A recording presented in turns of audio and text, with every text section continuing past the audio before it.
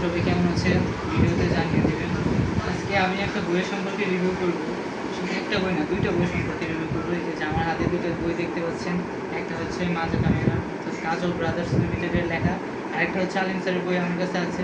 তো এই বইটার সম্পর্কে আমি যদি রিভিউ করতে চাই, আমাদের তো মেন বই হিসেবে মূলত গাজী আজমল স্যারের বইটাই করা উচিত, কিন্তু গাজী আজমল স্যারের বইয়ে অনেক ইনফরমেশন নেই যেগুলো আমরা মাজেদা ম্যাডাম এবং আলিম স্যারের বইতে পাবো। এই মাজেদা ম্যাডামের বইতে আমরা শেষের দিকে দেখতে পারবো প্রত্যেকটা অধ্যায়ের শেষে আমাদের এমসিকিউ দেওয়া আছে।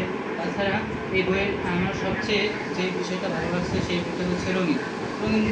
রঙিন কোনো কিছু দেখলে আমাদের মনে একটা অন্যরকম অনুভূতি সৃষ্টি হয়, যেটা আমরা গাজী আজমল স্যারের বই থেকে পাবো না। সুতরাং এই বইটা আপনারা চাইলে নিতে পারেন। আর তৃতীয়ত আমি আজকে আলোচনা করবো যে আলিম স্যারের বইটা কেমন। আলিম স্যারের বইটা এখানে আলিম স্যারের বইটা রঙিন, ঠিক আছে। মাজেদা ম্যাডাম এবং গাজী আজমল স্যারের বই বাদেও এখানে আরও অনেক ইনফরমেশন দেওয়া আছে। আলিম স্যারের বইয়ের শেষের দিকে আমরা একটা বিষয় দেখতে পারবো, এখানে হচ্ছে ডিকশনারি দেওয়া আছে, অর্থাৎ বইয়ের ভিতরে যে শব্দগুলো আমাদের কাছে অপরিচিত, সেই শব্দগুলো দ্বারা কী কী বোঝা যায় সেই বিষয়গুলো আমরা এই ডিকশনারিতে এক চোখের পলকেই দেখতে পারবো।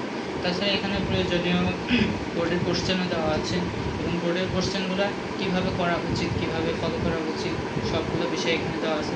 আপনারা চাইলে ওই বইটাও নিতে পারেন। আজকের মতো এইখানে থাকতেছে।